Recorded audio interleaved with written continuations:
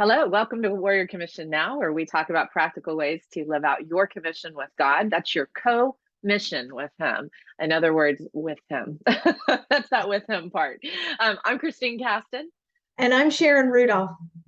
Thank you so much for joining us today. We're going to be talking about a topic that sometimes can be a tough one to live out, to experience. It's never leaves or forsakes us. It's from Deuteronomy 31:8, I believe, was the reference, and basically it's talking about how God is always with us, but sometimes it doesn't feel like it, or sometimes we go through situations that are really tough and we're like, God, why didn't you rescue me from this situation, or save me, or something like that. And so we're just gonna address some thoughts that we've had in our own experiences, in some of the situations that we've lived out, and what we feel like God has shown us through those circumstances. So Sharon, you want to share a little bit of what's on your heart on never leaves us or forsakes us with God? Yes. And that verse in Deuteronomy is repeated when Jesus gives his very last words. I will be with you till the end of the age, right? He promises to be with us. And I know growing up in the church, that's a comfort. Jesus is with me. Jesus is with me. And yet you hit bumps in the road and you kind of go, okay, where are you? Yeah. What happened? Where'd you go? Where did you go? It's that whole footprints poem. It's like you're looking at the footprints in the sand and you're like, wait a minute, there's only one set of footprints there. I'm a little confused. Right. You need to read the poem and you'll find out what that one set of footprints is about. Yes. But in that place where oftentimes we don't know he's there, that's when he holds us the most. And that's when he's taking care of things behind the scenes that we don't even know are going on, right? I think we're all going to get to heaven and go, that would have happened if you weren't there. Oh my gosh, you protected me from what? Right? Yeah. Because we don't know what he's doing behind the scenes.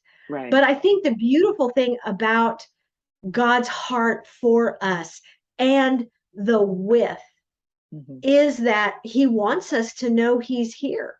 Yeah.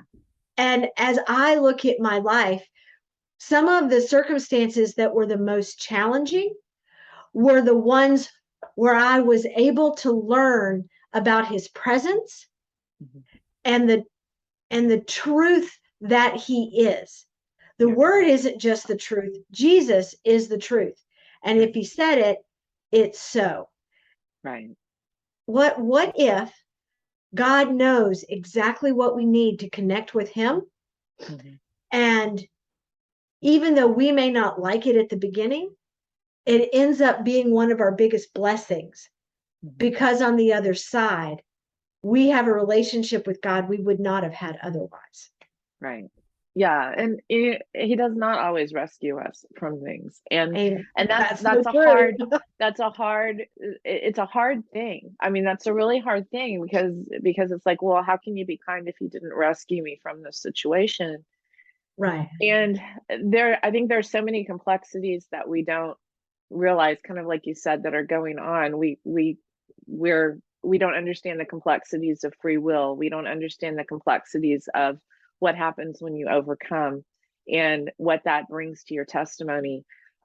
We don't recognize the strengthening and the choices that we make in those situations that allow us to step into something different than we would have when we embrace the healing, when we embrace the process. And that doesn't make anything that happened to us okay. But there is a way that God will turn that negative, that evil, to something that will actually bring people into freedom and develop us in a way that brings us into an authority that is different than what we might have had otherwise. And I don't believe God brings bad things to us. But he does know how to take those bad things and turn them into something beautiful. and glorious and good.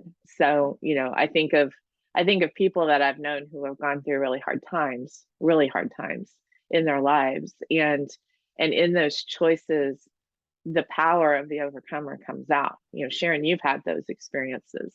I've had those experiences. And what grows in both of us, because we chose to embrace healing, allowed us to move into a place where we could be compassionate, and we could see breakthrough in a way that actually brought us into a different way of seeing life and seeing others. And like, you have one of the biggest hearts of anyone I've ever met, Sharon.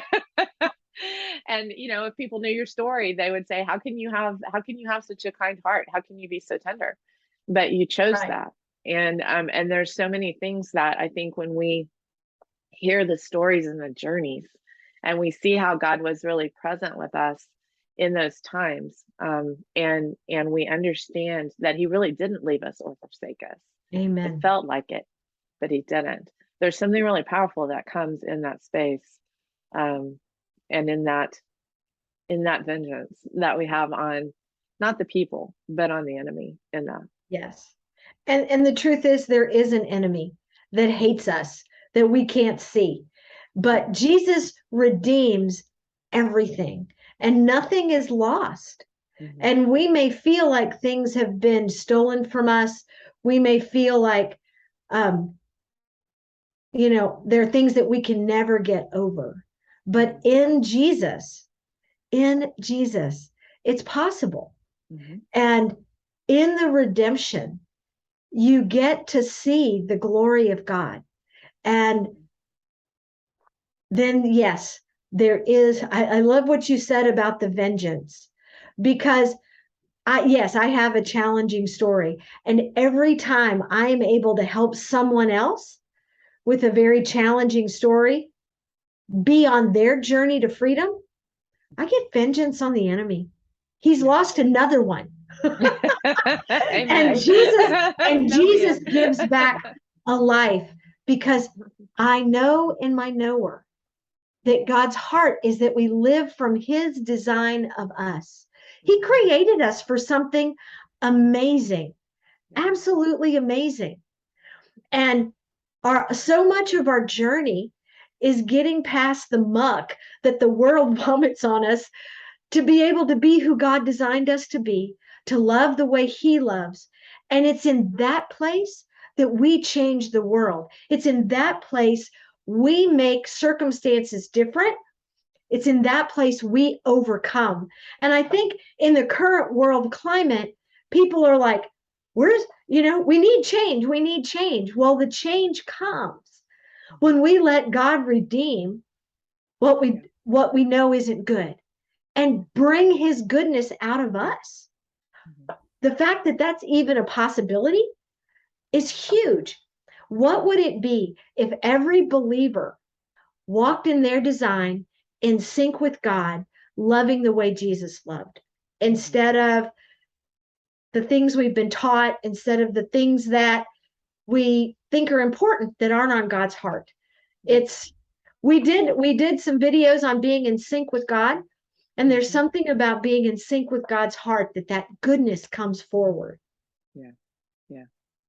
Yeah, I agree. You know, I think that there's so many things out there that I think we're blinded sometimes by the empowering presence of the Lord in our lives and what he wants to accomplish in us.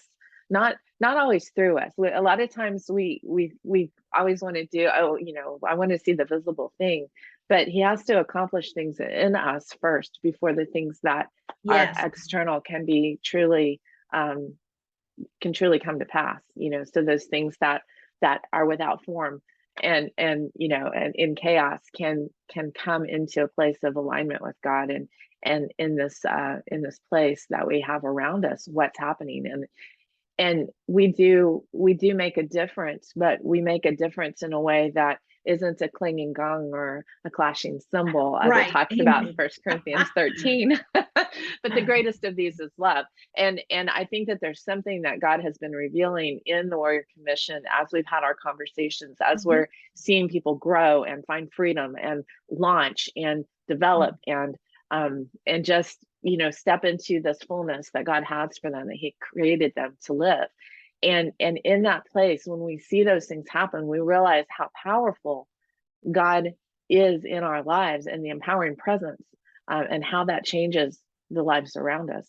And so there's something, I think, really amazing in this time to understand what the true power of God's love does and is and creates. And I'm really passionate. Can you tell? I'm really passionate for us not to make love, His love, something that is trivial or kind of a, oh, you know, touchy feely. It is powerful. It changes lives. Yes. And when people recognize the love of God in their lives and see how He's moving and what He's doing and how He never leaves and forsakes us, because His love helps Him hold on to us and to our time and our growth through that circumstance, it is powerful. And people are able to step into something that is beyond expectations and into healing when most people would have discounted them and, you know, and just written them off. It's amazing. So I don't know where to go with that, but I'm just really powerful with it.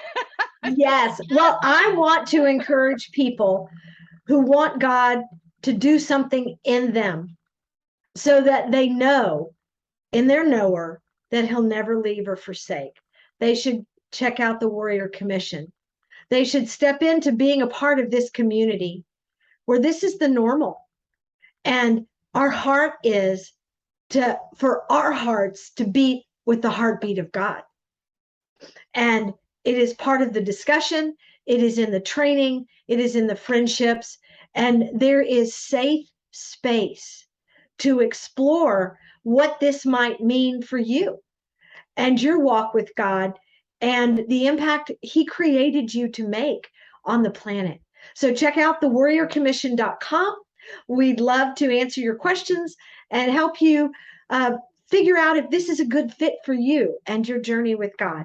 So thanks for listening today. And may you know in your knower that He's with you and He'll never leave you. Bye. Bye.